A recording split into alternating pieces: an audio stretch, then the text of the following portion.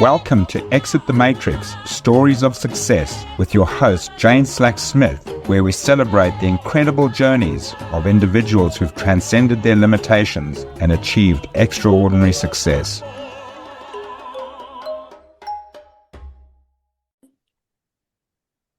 Hello, it's Jane, and I'm back with this crazy world first experiment, writing a book live while researching it.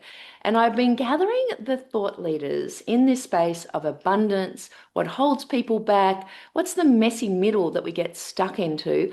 And then I'm going to be introducing some tools that we can use to get into flow and stay in flow. Now, I have to say, my next guest, and this is week 29. So, every single week I think, can I top the person the week before? I have to say, I've been fangirling on Jules for the last month. I saw her on the I Am summit with the beautiful Alana, and go back and listen to week 5 where I talked to her. And Jules turned up and she talked about abundance, she talked about intuition, she talked about all these incredible opportunities that she's created in her life and challenges. And I sat there going, this is someone who can really speak to abundance and give us a few tools about how to cross to the other side. So, Jules, welcome. It's so wonderful to have you here. Jane, thank you so much for having me. So good to be here. Now, you're beaming in from Boulder, is that right? Colorado? I'm in from Colorado, the mountain state. I love it. So Jules, I think the thing that I'd really love to just jump into is, obviously Inc. magazine has named you one of the top 27 women to watch in the world. Your retreats, the unconventional retreats, have been named the #1 retreat for entrepreneurs. You've created this community, you've created this, life of abundance. But it wasn't always that way. So I was just wondering if you can go back and give us, I guess, some of those awareness moments that you may not, or despite seeing success, which many of us do, may not being fully living, completely or wholly or in abundance. Yeah, great question. I think one of the biggest things to know is any person that you watch, learn from, witness in terms of the degree of success is the equal and opposite degree of what I would call failure. And for me, I don't even relate to the word success and failure. I used to live my life in extremes, like good and bad, on or off. And I think as entrepreneurs, creators, we can either have this feeling like we're winning or we're not.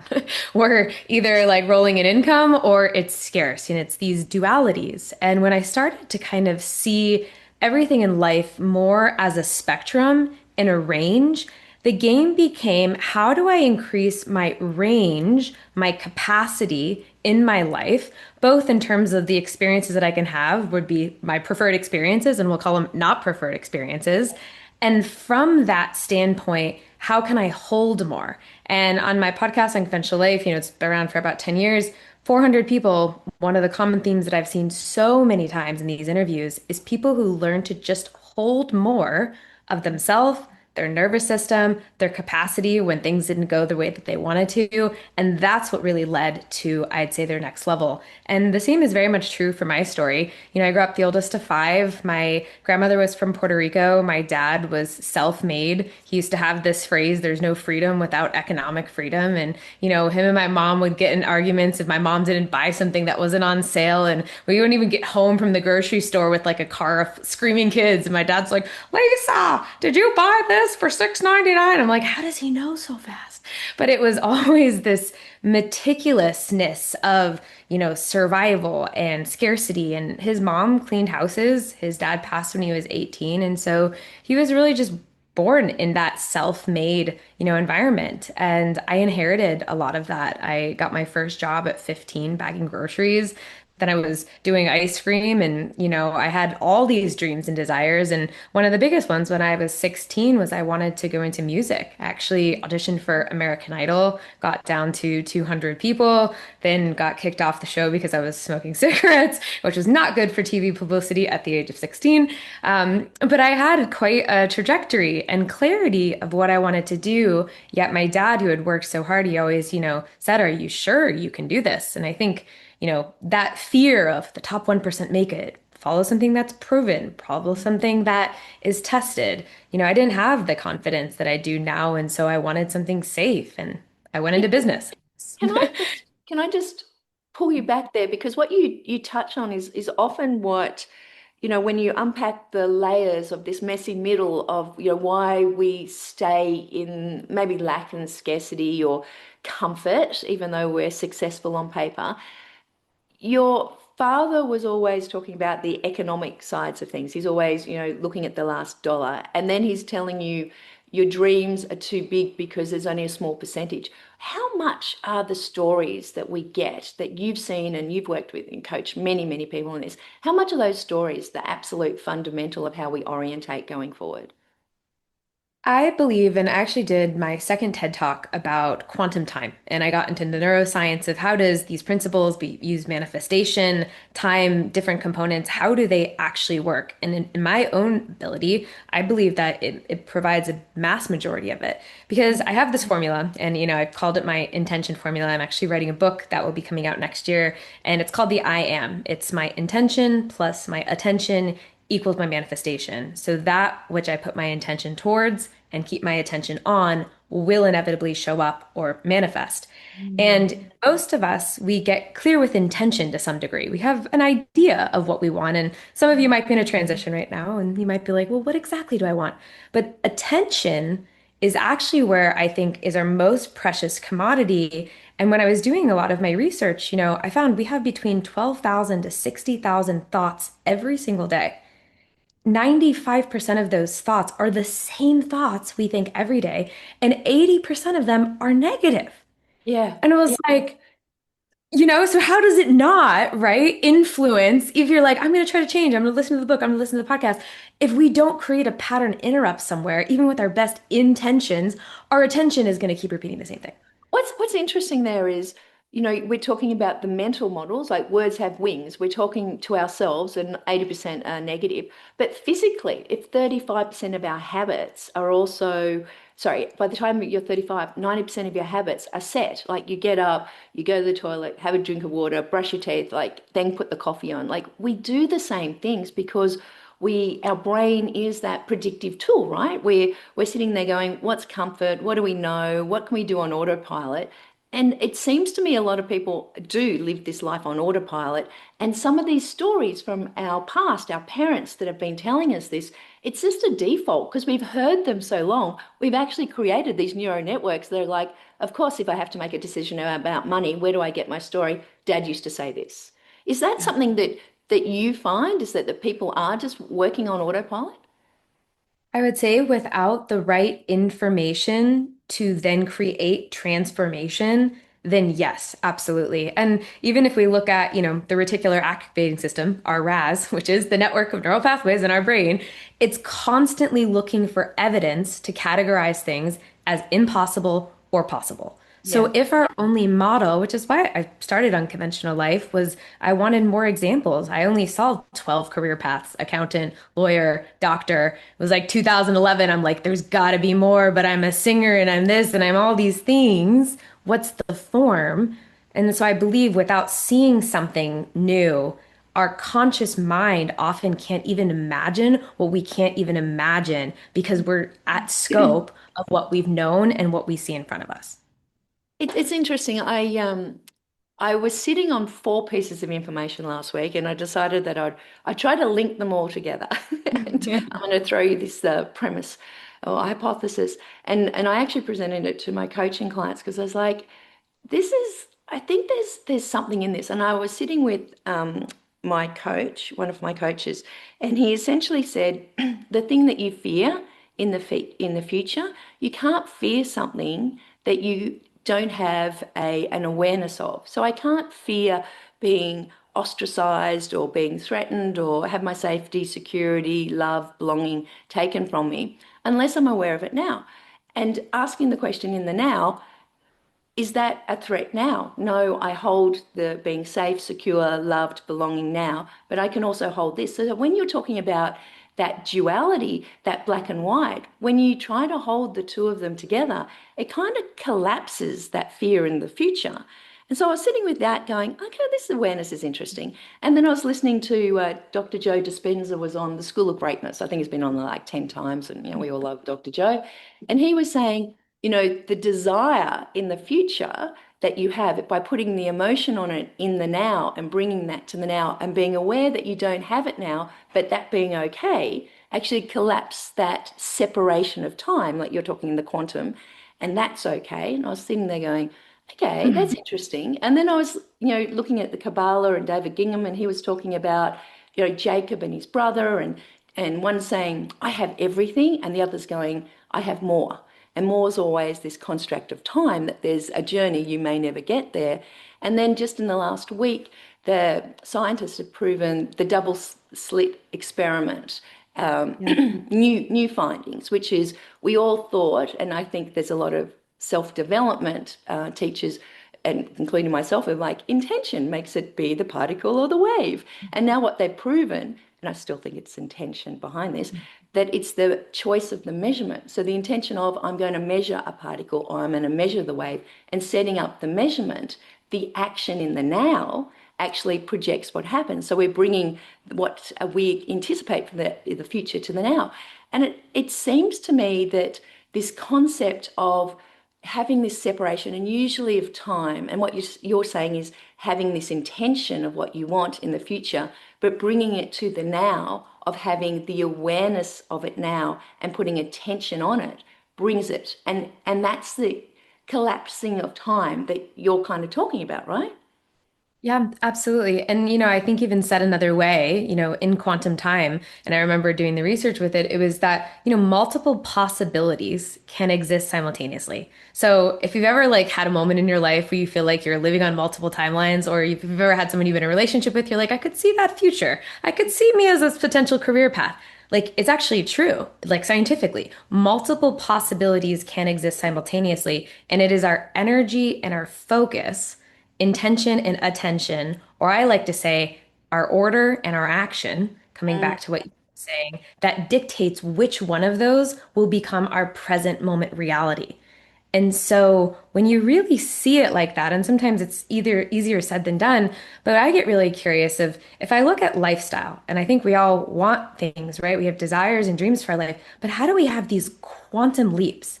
How do you have these moments where life is like, living in the predictable, then you've got your best case possible scenario, like I'll get a promotion, I'll get this. And then you've just got like stuff that shows up, which is what happened for me after this near-death experience in 2015, where the company came, Forbes, all these accolades, like it was totally like detour into a new timeline. And people go, how do we do that? And for me, I felt like since my near-death experience, I ended up in that trajectory. And then I started to look back after the fact. And that's what a lot of my work has been about, is how to actually break down what I've experienced. I think we've all had experiences where we feel like we have synchronicities, these moments of windfalls, but they feel inconsistent and infrequent.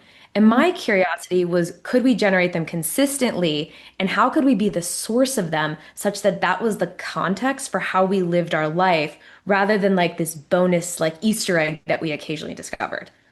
So what I'm hearing is the near-death experience gave you an awareness that there was more. So did you actually have like a out-of-body experience, or was it more of a, geez, I've got a choice now, and I was on a path and it's now different? Yeah, a bit of both. So it was 2015. It was a wakeboarding accident. I was out in Colorado with the guys, and I was a competitive gymnast, competitive snowboarder. So athleticism was a big part of my journey. And, it was summertime, and it was how do we jump the wake to get air? And being the competitive, person I was 10 years ago when this happened, I was like going after it, trying to get the timing, trying to get the timing. And finally, I got the timing. I got up, I launched. And then I caught an edge and I smacked and I face planted. And I did this once over, like, is everything attached? And if anyone's ever been an athlete and you're used to taking hits, you kind of, it comes with the territory to some degree. Bit of a But I knew some, force. yes, totally. But I knew something wasn't quite right. And they pulled me in off the boat and, we went back to shore. And I just remember going in and out of consciousness. And my next memory was being in the MRI, coming out of the MRI, being approached by this white figure, out of body encounter, six shadow council members having a conversation. And it was, Jules, you have more work to do in the world. Do you want to do it? Mm. And the doctors at the time thought my neck was broken. They thought I might have been paralyzed. And I just remember saying to this council, yes. as long as I don't come back as a vegetable. And in this next moment, I felt this energy forge my neck back together, shoot down my satin, zap me back into my body. And when I woke up in the hospital, it felt like everything had shifted. Mm, And I didn't even know what I didn't even know about what that meant at the time, but it felt like the end of life being done by me and the mm, start of life coming through. mm, And I felt I accessed this space, this state, I'll call it the most profound of love that I've ever experienced. For me, God became super clear as an experience, not a concept. I was raised quite Catholic and that never fully resonated. And when I experienced what there was from the other side, it made me wonder, well, if that amount of love and bliss and euphoria is mm, available, then why are we here? Why mm. are we in bodies and skins? And what's this whole, like, can I just skip this part and go to that? Because that's extraordinary. And, flash forward, I've come back from this accident 3 weeks later. I'm in a neck brace healing, and I get a call from a woman who, I met a year prior at a speaking conference, and she's inviting me to the United Nations to be a global ambassador for education. And I hear this voice say, "Tell her you have an initiative to reimagine higher education." And like, before I could even stop myself thinking I'm maybe high on painkillers, I tell her about my initiative. And next thing I know, I'm going to the UN. And I'm like, it's not really the best time. I've almost died. And then Forbes reaches out with no journalism experience. I start writing for them. The first podcast on Forbes happens. You're just Events saying come from yes. You're just saying yeah, yes. I said yes. And so life was taking this huge external trajectory, right? Like these huge quantum leap moments. But if Mm, you're a fly on the wall in my Google searches, it was like new soul in body, how to make sense of what I'm experiencing. Like it was 2015. Like there weren't books and interviews and things like this. And I don't think I was a new soul. I just think I went from like a 10-volt battery to like a 100-volt battery. And I didn't have the language or the context or the distinctions that I do now to even understand, mm. And so again, feeling internal apathy, coming back to the duality, while simultaneously you just access euphoria, while life is like moving a million miles an hour, and yet I feel like I'm just, witnessing all of it. And so, yeah.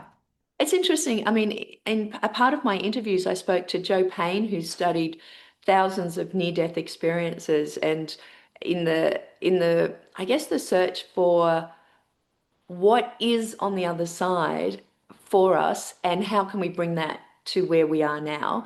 And that people are afraid of dying and they're limiting themselves in their lives, but when they have experienced the other side, they're like, it's so good there, like I'm going to live fully out until I get there. And then I interviewed Lisa Turner, who had a near-death experience like yours, and a very much a visual experience, and the experience that she had 25 years ago, she then did every modality and spiritual text and ancient rituals, and became masters of all of these things, trying to get back to that experience. And now living it every day by having hacked that. And so for the mere mortals here who haven't seen the other side, like you and these others who've experienced that, how can we kind of open up from that low battery level to the high level? Like, is there a process that allows us to go, geez, I thought this was the path. There's only 10 or 11 job opportunities for me, but maybe Forbes can ring and I'm just going to say yes with no journalism experience. Totally. I don't think you have to die in order to truly start living. So there's good news. And chances are, if you are listening to this, I imagine there's some degree of, restlessness that's been stirring in you. And I find I'm a magnet for people in transition who feel like, there's just more. Like life could seem pretty good or feel pretty good, yet this knowing that you maybe think about when you're going to bed at night or on the way to work or in the shower. And it's inexplicable. And chances are the urgency dial starts to increase and increase and increase. And you just feel like there's something coming, but your external reality doesn't match it yet. There's this internal knowing, and the external reality doesn't match it yet. And I think then we live in this perceived gap, right? We take action, we listen to podcasts, we listen to recordings, we read books, and we're like, it's still not there. And we do more of that, it's still not there. And we do more of that, and it's still not there. And I think part of that is what we were talking about earlier with where we put our attention and our focus determines, is it always just going to be the gap, or can I just be grateful for what is here now consistently? Grateful what is here now consistently. And then I look back and I'm like, my life is completely different. So I think that's one tool that really, especially when I navigated autoimmune and other really bigger health challenges, after I had all these amazing things, I think life is always giving us data. It's always giving us information. In my own experience, most of the time the information is inconvenient and doesn't make sense. Yeah. So a lot of us, especially how I was raised, were trained from this linear modality. Let me know step 1 through 10 before I get started. And frankly, if I'm not prepared, then I'm irresponsible, then I'm out of integrity, and there's all this conditioning, right? But when you start to operate in this nonlinear framework, it has a different set of rules, a different set of distinctions. And step one in that is learning how to listen differently and understanding when prompted, and it won't make sense. You really won't know the whole picture until after the fact. All you're going to know is the first piece of information. You condition the muscle to be in the medium. And Mm. this is where I use this practice called aliveness, and it's really intuitive action. It's where the listening meets action. And most of the time, we get good at listening, right? So step one, we could say, hey, I don't know how to listen. But I imagine some of you, if you're listening to this, you have some, base experience of listening, but it's the intuition and the action that has this breakdown. And I've, used this analogy, and you probably heard me talk about it in the summit, but I think about this, as a metaphor about watching people surfing. So if you've ever watched surfers in the water, right? Waves rolling in, waves rolling out, a bunch of little bobbleheads bopping in the water. And when you're going for a wave, if you ever surf it or you watch surfing, there's a timing. You literally have a split second to decide when a wave's coming to literally stand up and paddle, or you miss the wave. And if you miss the timing of it, there's nothing wrong. You just don't ride that wave all the way to shore. You might get up, but then you get back down. And I think life is giving us timing, prompting with timing. And most of us, we get the prompting and it's like, oh, I should go to the Starbucks across town. And you're like, that's so inconvenient. Why would I do that? It's a traffic hour. We get the prompt, we don't take the action. Or we have this feeling, oh, I really should call that friend, or wow, I really should, send this email out. And the next day, oh, I really should send the email out the next day. And then we're like shooting ourselves for like missing a wave when that wave like crashed like 10 years ago, of all the things we want to do. And so I think, you've got to come into the nowness of the moment and recognize, when are you prompting and how are you surfing in the moment you're being asked to surf. And if you think about that like a practice, right? Like Mr. Miyagi and the Karate Kid, if anyone's ever seen the movie, Daniel, goes to the sensei, he's doing all this chores, wax on, wax off, paint the fence. He doesn't even know what he's doing, but he's so lost in the practice that he's in this karate scene at the end of the movie, and boom, he's like epic fighter and he doesn't even know how it happened, but he got so lost in the act.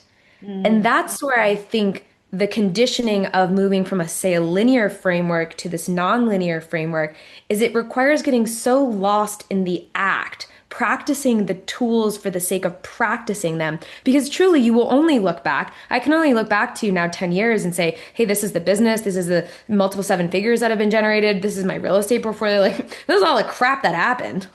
But I can only tell it to you after the fact, Yeah. because in the moment, I was literally taking one step, one step, one step, getting committed to the act. And that's where a lot of my work lives, is to shift the focus to what you can control here and now, and then let the picture paint itself in. So let's go to the prompt, right? And having seen you on the summit, I was like, I'm going to find out more about Jules. And so I signed up for your intuition course. And as a, property investing coach for, 20 years, and I've seen people get in the way of themselves, I'm like, there's something else going on. So I went down the rabbit hole of subconscious beliefs, understanding what's happening, the neuroscience, and then intuition popped up. And I was like, this seems a bit woo, but as a business person, gut feel, inner knowing, I'm gonna slide on this for a bit. But anyhow, I started coaching with a coach around developing intuition, and I remember saying to him, "How can I develop intuition?" And he's like, "Just do it." And I was like, "Not helpful." And then he said, "Look, just do it every time you go for your morning walk. Every time you get to a corner, left or right, left or right." And so for the last 4 years, I've essentially been telling my subconscious I'm listening to it. And so I get to a corner, I know I want to go down and get a coffee at the bottom of the street, but I might go a whole different way and I see the most amazing things and I take some photos and inspire others with the photos. And I've taken that into my life in the sense of I have to get Jules on this. I have to know more about Jules to the extent that I was like listening to a couple of people talking about your unconventional life retreat. And I was like, oh, actually, I just have to sign up for that. I'm applying for that. I hope that I'm one of those people. I'm applying for it. And it didn't strike me until yesterday that I had no idea what the retreat was about. And I went back and went, how can you trust your intuition so much going, I know this is the right place for me. I'm not sure what they teach, but I know the people there that I want to be connected with are in this space. And Jules has this, reputation of bringing the most extraordinary people together. The answer is yes. And so I want to bring that back to this prompt that you're talking about, this intuition, and having just gone through your course on intuition as well. I'd love you to talk to us just about how you can create that awareness outside your current, paradigm of stories that we go to as a default and open up these different possibilities. Yeah, it's a great question. Growing up, my dad, his phrase was trust but verify. So if I can't see it, touch it, taste it, it's not in front of me. And if anyone's ever, lived in the East Coast in the USA, it's this like tough mindset, like, a bunch of, skeptics, healthy skeptics for good reason. And, for me, it wasn't a natural ability. I was this like hustle culture, work hard, put in the hours. If it's not in front of me, it's not happening. Make it happen. And then when I started to tap into these principles like magnetism and intuition and intuitive action, I was like, this is so much more efficient and way more fun. I was like, how does this work? And so, for intuition specifically, I think you're right to your example. Most people think that it happens in the macro. Like all of a sudden, like the heaven's gonna part and it's gonna go like here, and like then we're gonna take the action, we're gonna go confirmation. And it like never happens that way. Or if it does not consistently happen that way, right? And so I find it is in the micro awarenesses that we build a muscle. And for some people, starting with what I call a confirmation practice is so important. And I was very fortunate to have a dear friend of mine, Isabel Tierney, who's an incredible, healer and she works a lot in nervous system and stress response. But her and I would literally just confirm back and forth. And we would sit. And that's why I think investing in mentorship, coming to live experiences, because you find people that are in the same network of conversations, I like to call them, that Yeah. you are. So there's a commonality, there's a listening for them. And so, one, having that confirmation practice is super important. Where I was like, Jane, I felt like today, you should really open your windows. Like I used to do this with her. I was like, I really feel like you should wear the color blue. And then like we would check in like the next day and she'd be like, Joel, it's like I wore blue and this woman stopped me on the street and she said it reminded her of, her aunt that just passed away. And it was so amazing. So it was like stuff like that. And by having that, it sped up the process, right? One of my other favorite tangible Can I, ways. can I just interrupt you just Yes, for a minute there? yes. Because I was walking along the street yesterday and I saw this lady walking towards me and she had this beautiful like portrait painted on her shirt and then it was replicated on her knee. And as she walked towards me, I said, I just have to tell you, you look wonderful. That outfit is just extraordinary. And she said, oh, thank you. I really appreciate you telling me that. And I walked on and I did something and I thought, oh, my mum's trying to find a passion project at the moment. She's a little lost and, having have changed locations and lost hobbies. I thought she loves painting. What an interesting dynamic painting on a piece of material and sticking on a piece of clothing. I thought, gosh, I wish I'd asked that lady where she got it and, whatever. And then 10 minutes later, I'm walking straight back down the street. She walks towards me. I'm like, oh, I really wanted to ask you a question. And she's like, yes. She said, I wasn't supposed to be walking back here, but I forgot something. I was like, oh, she said, oh, I made it myself. Here's my card. I teach people how to do it. I'm like, thank you. And so, these kind of little hits that you get, an intention that you set. And, I was like, I really wish I had done that. I'd love to be able to see her again. And here she is. And so, yes, I love the walking down the street because it happened to me yesterday, literally. It's so great. Well, and what it signals, when I think about intuition, I kind of feel like it's like traffic control. It's guiding the directions of where we're going. And if we zoom out a little bit, right, talking about like intention and attention, right, order and action, when we are of a certain frequency or vibration, and it's been measured, it's not just woo language, right? Like we are literally in the order of what's happening, and intuition is prompting us with others in the same resonance, the same coherence, and that prompting with the direction and the capacity to listen does produce great results. And you can kind of think about if anyone's like ever like seen like, geometric patterns, and you talked about Joe Dispenza, right? He does this at his retreats and stuff, but it's like literally trying to go back to order, and we're all in there going to listen in a lot of different ways. And so with that being said though, so confirmation practice super helpful when working to flex your capacity for intuition. And most of the time with intuition, my grandfather is another example. The more I practiced, the bigger the muscle got, and the more I started to understand my gifts within intuition, and particularly my spiritual gifts and parts of my expression. And that's where I think the discovery process becomes really beautiful, because there's things we know about ourselves, then there's things we could imagine about ourselves.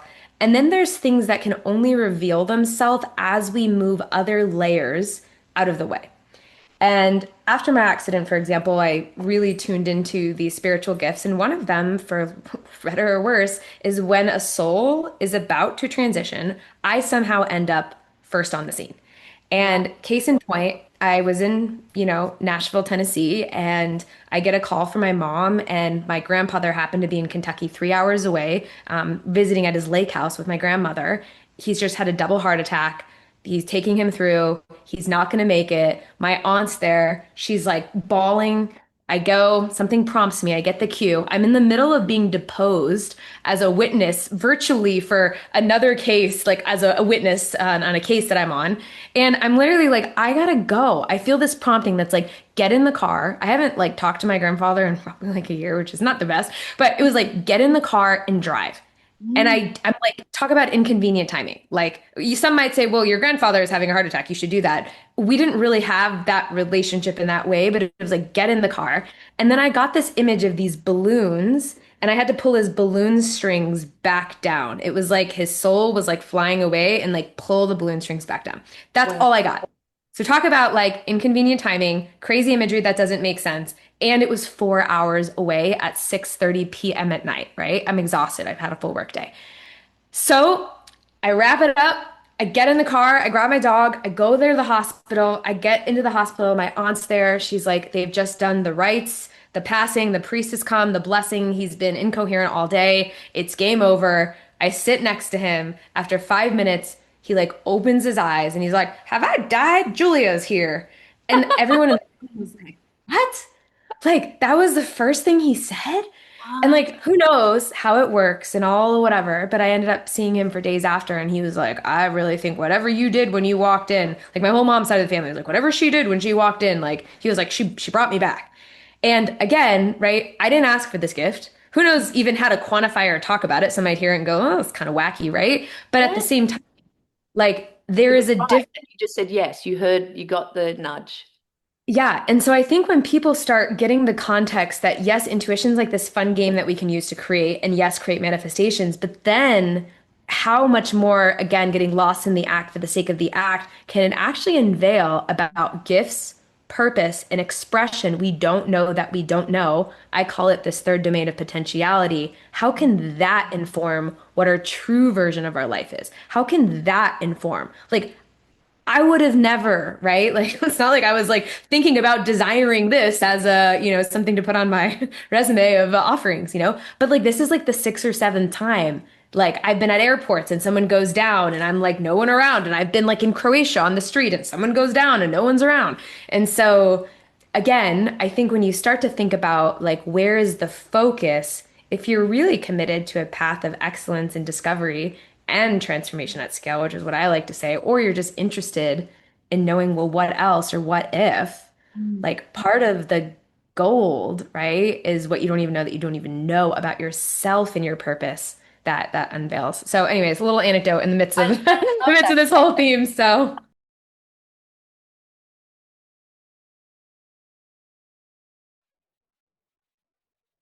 So, just a quick message. I hope you're enjoying this podcast bonus session.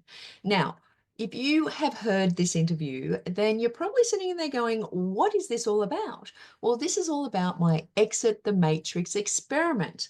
Now, I decided to write a book because I'm really interested in how do we go from the existence that we have now to exiting the matrix and living with intention from our hearts, following our heart's desires, but also creating abundance in all areas of our lives. And hence, whilst I've been researching this book, I thought, this is a really solitary journey. I want people to come on this journey with me.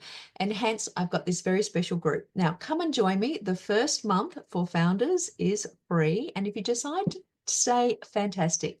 So what I'm doing is I'm interviewing incredible people. I'm getting insights about what's this awakening that people are getting? What's this the exit the matrix kind of sliding door moment for them? Now, I've obviously run this podcast for over a year now, and I have more than 30 stories, but I'm also interested in those people who are in this transformational space, who are actually not just awakening themselves, and they're awakening others. What is the mechanism? As Bashar talks about it, it's the permission slip. Are they going through astrology or meditation or yoga or breath work? Are they just going within and getting a sense of what's really going on?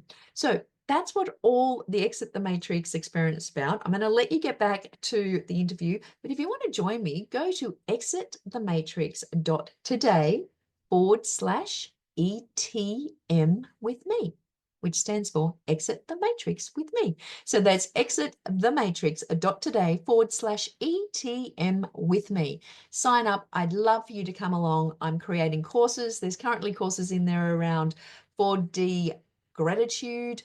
There's more courses to come. I'm creating custom GPTs on how you can exit the matrix and helping you uncover what lies beneath your subconscious and holding you back, and also other custom GPTs that I'm sure you're going to love. And most of the speakers are actually really motivating me. So I'm creating courses, I'm creating ebooks, I'm creating experiments you can try, I'm creating tools that you can use, and I'm also writing a book. So at some stage, I'll get to writing the book. At this moment, it's just all about the research. And I hope you choose to join me because I'm really excited about this experiment. So I'll get back to the interview now. Enjoy yourself. And as always, here's to your success. And I love the fact that we all have gifts that we haven't even tapped into. And some might be woo and some might be business and some might be, creative pursuits. But we're kind of living on the timeline where we're stuck on. And it's funny because it makes me think of a conversation I had just this week with one of my coaches. And we're talking about this like holy grail of enlightenment, human consciousness raising. People want enlightenment. They're on this path. They're doing all the courses. They're signing up for everything, going, okay, am I fixed yet? No, I'm not fixed. I'm going to buy the next thing. And he said to me and shared with me the Tao philosophy, which is enlightenment is actually being nobody and nothing. And we Hmm. all think it's something else, where it's actually, like you said, it's taking these layers off and getting back to being nothing. And, for me, one of the worst, I guess, fears that I could think of is someone says, you're nothing, you're nobody. Like, who do you think you are? And talking to these people or delivering this talk or whatever. And I'd be sitting there going, I'm nobody. But in actual fact, there's a whole spiritual philosophy that's like, once you've reached being nobody and nothing and being comfortable with that and living with that and just experiencing life in the now, that's enlightenment. And so, it's interesting because he makes me sit with these dualities and see non-duality and go, well, you can view being nobody whilst you're on the path of being nobody. And so what I love what you're saying there is I think we have been conditioned to, go to school, get the degree, get the job, get the partner, get the house, get the comfort, maybe the lake house, maybe the retirement, maybe then the travel, maybe then following our soul. And we have this like accumulation mentality. But in actual fact, to live your fully expressed life is what I'm hearing from you, and living from abundance and opening up opportunities and coincidences and spontaneous kind of meetings, etc. We're actually unraveling ourselves and taking off these these onion skins that we've been put on of accumulation and going, what is it right down at the beginning, which gives us the moment to hear these prompts, to hear this intuition, and be aware that we can then make the decision to take the action. Yeah, absolutely. And I think if I was to sum it up in what you've said as well, it's this feeling of fulfillment in my own experience comes from the feeling of congruency. It's Mm. when we feel at home and within ourselves and our external reality, our friendships, the types of things we see, it feels congruency. And I relate that to the frequency of truth. You might not like it, but it's inarguable when it's Mm, spoken mm, that that congruency, that fulfillment is ultimately, you know, without it, we're restless and we are continuously in the pursuit. And I've spent many a years pre all of, the near death and stuff restless. And I think to some degree we're always restless because we're humans trying to make sense of this feeling of oneness when, the way that I relate to it, we have this profound, from my accident, love and consciousness, yet we are inherently in separate bodies trying to access this oneness and consciousness. So it's this like remembering it's all available, forgetting I'm on my own island, remembering, forgetting. And I think that's part of what we wrestle with, within everything. So So I just want to pivot here for a moment because you talked about being 16, kicked off American Idol. Music was your passion. Your dad said, there's 1% who make it. Since then, and all of these, the near-death experience, this autoimmune, significant health issue, all of these issues and challenges, you've come back to music because I'd love you to tell me about that story because what strikes me here is that there's a different path often that allows us to tap into the flow that opens us up to these moments of intuition, let's call it. yeah, absolutely. So I could run multiple 6 and 7 figure companies, and I did. And it took me 9 years to make my first music album. And I remember in doing that, again, I met the right person. It all happened, very quickly.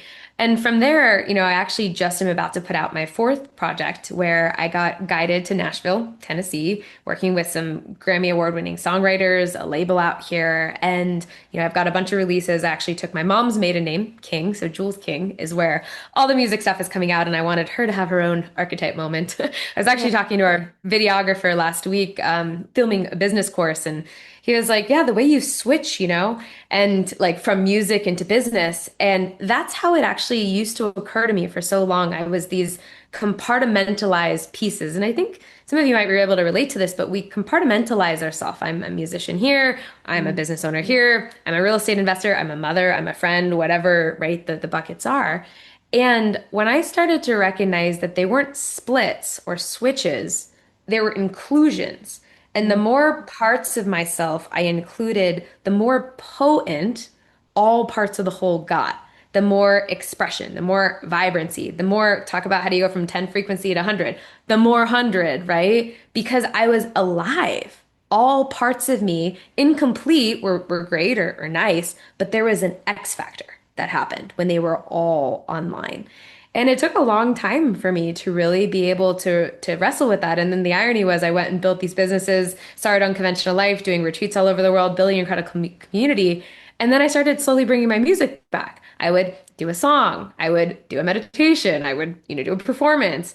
And then I remember I was at TEDx in LA recently, and I was gonna do a talk, and they were like, actually, we just want you to do a song. I was like, oh, now I've come fully on the other side of things, which is awesome. And so there is this merriment for me that, it doesn't matter which form. And I think a lot of times we get very hung up, at least I used to, on what's my form? Is it the podcast? Is it the song? Is it the book? Is it the this? Is it the that?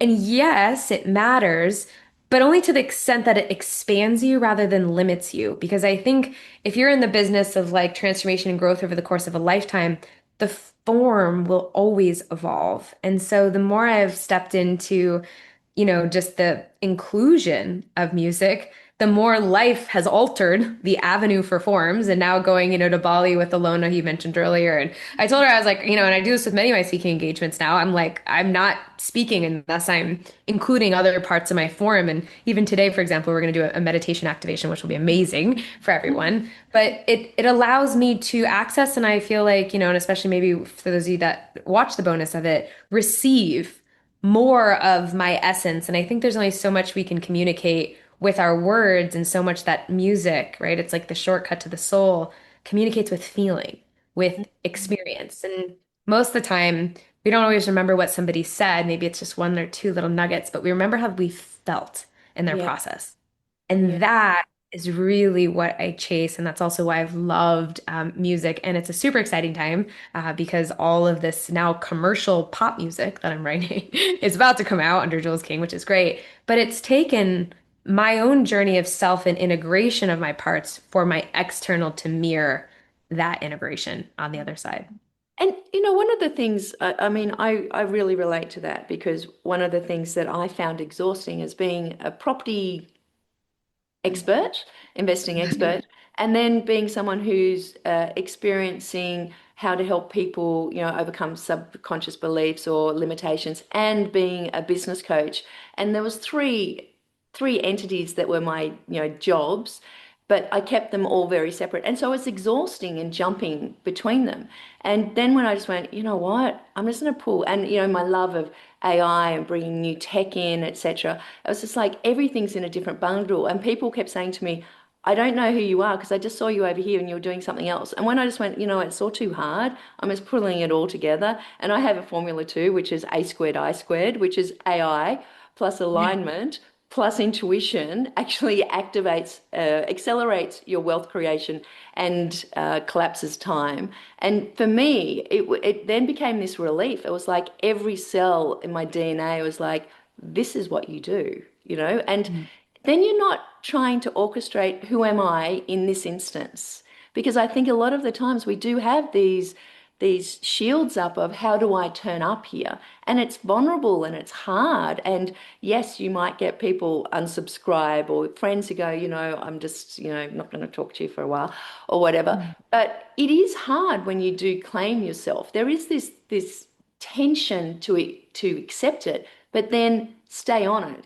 Can you just talk to that for me? Because I think that there is a lot of fear around if I do turn up as my full self, how I am and how I want to be.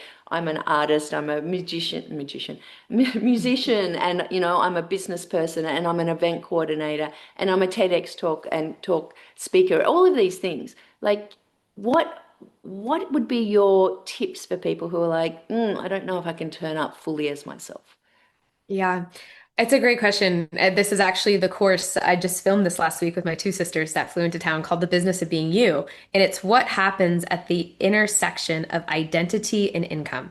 Because Yeah. if we think about, right, we're all good, we're chilling. If you're just hanging out with your friends, you could be whoever you want. The stakes are low.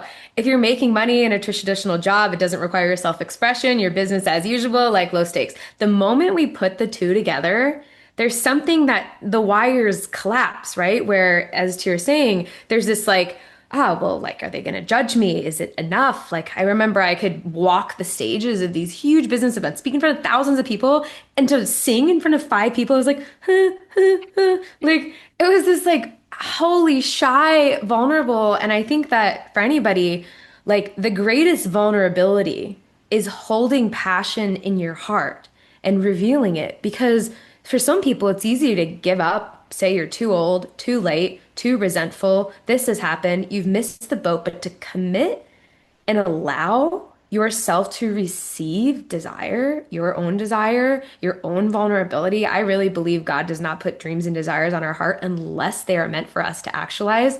And just because you haven't actualized them yet does not mean they're coming. To like hold the faith for your own light in life is like incredibly scary. All of your stuff's going to come way through the roof because that context, just to name, is an extraordinary context and a not ordinary context.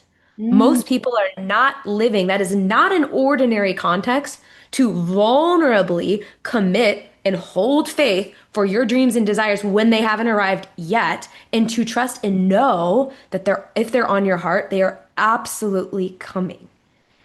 And Mm. so I just want to name first piece, right? Like to actually just hold that and validate that is huge. And if you can just hold the gift that you can feel and connect to, like you're already like 10 steps ahead of everyone else, genuinely, because it's a not ordinary perspective to hold.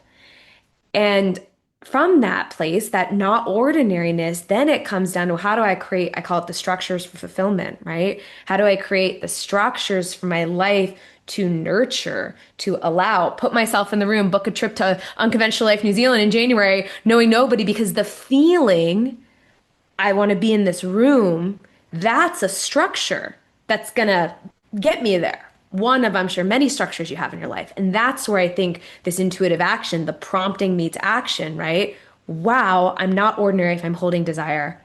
And what structure can I create to encourage that, to actually allow God to meet me, to allow the divine? And I use God as relationship, not religion, but allow co-collaboration to happen, right? You either live your life as the single party of one or you're in the collaboration with life. And if you're Yeah. in the collaboration, you gotta have room for a collaboration or you're gonna be steamrolling your life, living life by me instead of allowing life to be met and with and through. And so that's where I think the beauty is. But I think even if people listening to this get the extraordinariness of just holding desire consistently in your heart, even though like you might feel all the crap, but the bigness of you can hold the tension, you can flex in your life. I can hold the tension.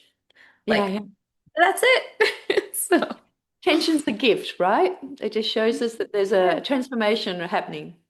it does. Yeah, it's totally the gift. So I think that's extraordinary to be able to do that. You know, I would love just to pivot to just finally, obviously we're talking about abundance, we're talking about bringing abundance in our lives, and we're talking spirit, relationships, connections, health, wealth. I think, in my experience, the number one thing that people struggle with is financial abundance, and then time abundance is probably one and two on the list that I've seen over the years. And so I just want to talk to about, you've got these um, uh, money meditations and blueprints to assist people in getting financial abundance. Now, as a bonus, we're going to do a activation around financial abundance, but I just want you to talk to that point about what you see holds people back from accepting financial abundance into their lives, and maybe a couple of ideas around how they can start attracting that. Yeah, I think it's great. And I think, another statistic that I came across again, right? Like 95% of our brain is in the subconscious, right? 5% of our brain is in the conscious awareness. And so the first thing I would even recommend doing is if you write on a piece of paper, money is dot, dot, dot. Mm. I imagine you will get so much data. And sometimes we want to say money is abundance, money is freedom, money is this. Yes. But when I actually did that, I was challenged by a mentor so many years ago. And my first word was money is hard, Mm. inconsistent. Money is infrequent. And I think knowing some of what is living in that 95% of awareness is the first step. And I'm not even saying you have to do anything about it. Some people are like, must change your mindset and your beliefs or it won't happen. That's great. But I hold a value. If you can hold 51%, maybe like a curiosity, not like 100, not a zero, 51%. I'm like, well, maybe if. If you just take anything I've said and with a maybe if at 51%, I promise if you practice that, you'll be ahead of the game. But that maybe if, in terms of curiosity around awareness, that's all you need to do. You don't even have to do anything with awareness. Just bring curiosity at 51% to awareness. And then from that, understanding what was archiving in the background, then it was also understanding how we viewed money. And if you think about money and the word currency, right, it literally is a circulation of money. So most of the time we put our attention on having more, right? Making more and more money coming in. And when we're not feeling good, our attention goes to all the money coming out, the bills, the unexpected this, the that, the not enoughness, all the stuff. But when we actually start to view it like cyclical, right? Like what literally like goes around comes around. We've heard that expression before, but it circulates. We've got to stay current with the currency, meaning that the same pleasure we get from receiving money, we also must experience pleasure in paying our bills, Okay. pleasure in paying taxes. I'm not saying you gotta like it. I'm not even saying you gotta believe me 100%. I'm just saying try it on at 51%. Because when we allow the full circulation to be at a different vibration, right? In terms of how we want, it actually does make a huge difference for us. And that which we put our attention on does shift. And so when I started looking at how do I compound money, and we will do this activation in a couple minutes shortly here, but how do I compound money? For me, what I started doing when I looked at compounding money is anytime that I would receive money or even spend money, I brought gratitude to it. I literally brought this sense.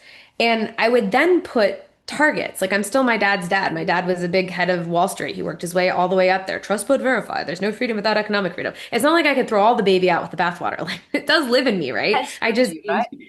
right? I just gained some awareness about it. So it's not just like manifest it and it will appear. But there is foundational framework because I think how something occurs to us, if money occurs hard, it's always going to be hard. But if money occurs like a circulation and I got to get really good at circulating, like I realized I never treated anybody in my life because I wanted to hold on to every dollar. And so I actually started like taking my friends and family out for coffee. I'm not saying you got to go spend hundreds of dollars on dinners and things, but the actual gift of giving money was just as valuable as receiving. Mm. Giving instead of paying bills and spending and having no money, and every time I have a paycheck, it's gone. I looked at it as I'm giving. I'm literally empowering. So, money at every step of my circulation in my field has a context, an empowering context called this is part of circulation. And the irony was the more I empowered and gave, the more came in because the pot got bigger. Instead of like orbiting the small pot, if you've Yeah. ever like been in your life as an entrepreneur and you're like, wow, if I make $500, that's amazing. And then you outgrow that pot, you're like, I can do 500. Now at 1,000, 5,000, 10,000, 100,000. Like it gets bigger and bigger and bigger because our baseline Mm. calibrates differently. And I think at times where I would freak out over 6.99 almonds, right? And now like I buy crap for like whatever I want health wise. Food is totally my love language. But I'm like, I'll buy whatever if I want it, health wise. But like, so there is this degree that my circulation, totality of circulation, we've talked about this the whole segment, has grown. And my Mm. baseline has grown and I can trust it. And that's the other thing. If you think about money like a lover, right? Like what kind of lover would you be with money? Are you the selfish money lover that says like, gimme, gimme, gimme, gimme, gimme, where you're not like giving back or depositing into? And if you can shift into depositing into thinking about it that way, you'll start to look back and you'll go, oh yeah, I remember when it was so hard to have $5 or wow, I remember when it was so hard to have $100.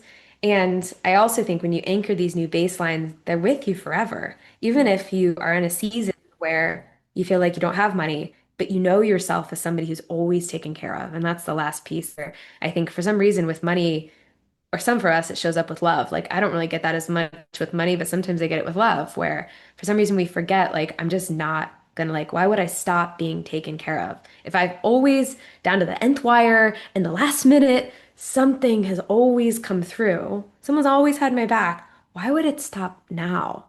And Yeah. if you can rest in that knowing, right, then, then you got all the prerequisites. I may not have it now, but I know that it's here. It's just holding that, Mhm. isn't it? Yeah. Together. I love that. I love the idea of treating money as a lover. How would you treat a lover and how do you treat money? So that's a reflection point for me. But also the 51%. So if someone's listening to this and they're like, okay, I'm not 100% in with what Jules has just said. I'm not 80% in. I'm not 70% in. But just being 51% in and having that curiosity to go, maybe there's something in it. Because I think we do put this huge, like, I'm all in or I'm not. It's a yes or it's a no. So the 51% theorem, I love that because I think we pass some of these opportunities because it's not a hell yes. And it's Yeah. kind of a, I could explore this a bit more. So 51%, I'm going to keep that in my mind too. Thank you. Well, just before we go to the activation, what is an activation? And for those of you who are in Exit the Matrix with me, you can get the link below, you can join that group, and the activation will be there. But an activation, is it a visualization? Is it a meditation? You mentioned music. What's an activation? I want to activate my financial abundance, but tell me what it is. Yeah, well, all you gotta do is show up, maybe close your eyes and breathe. And that's all that's required. So if you can do that, we'll be on for about 10 minutes. Again, coming back to this concept of not knowing what you didn't know about your gifts, I would watch, I would do my events, my very first retreats. We've now done all 7 continents, groups of 30 to several hundred. And I would bring in meditation teachers. I was like, there's no way I could ever lead. This girl from Connecticut East Coast, like, she's not leading meditations. I had PowerPoints, I had structures, I had data. And then the irony was, like, I slowly started just closing my eyes and walking people through things in the form of a visualization, and people would go, that's really valuable. And then I would like teach all this business stuff and they go, can you get to that meditation thing? And then I would speak in front of thousands, hundreds of people, and they'd be like, can we just that thing you did that one time, can we do that again? And so one, there's always more gifts that we don't know. And I find a lot of this conversation, we've talked about the distinction between linear reality, what we've all inherited, and what I call this nonlinear.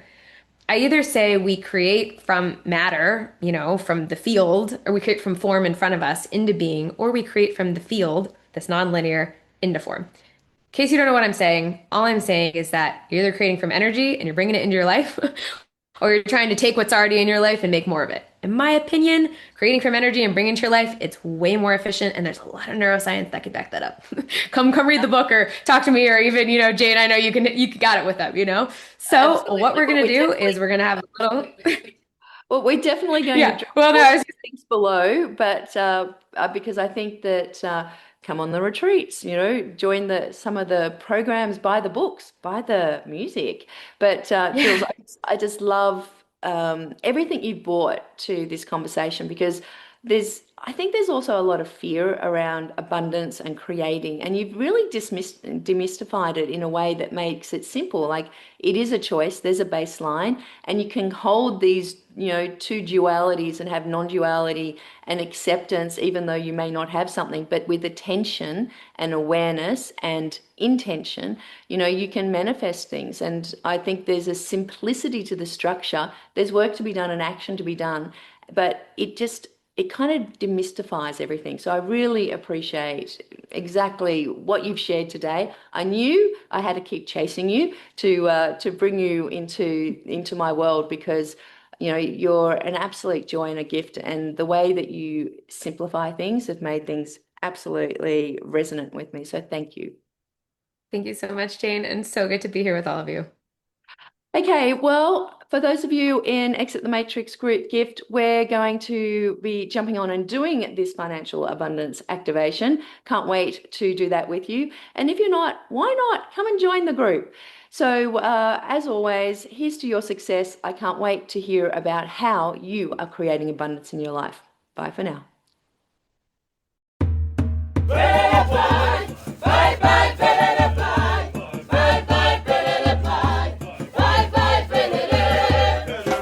Thank you for listening to Exit the Matrix, Stories of Success.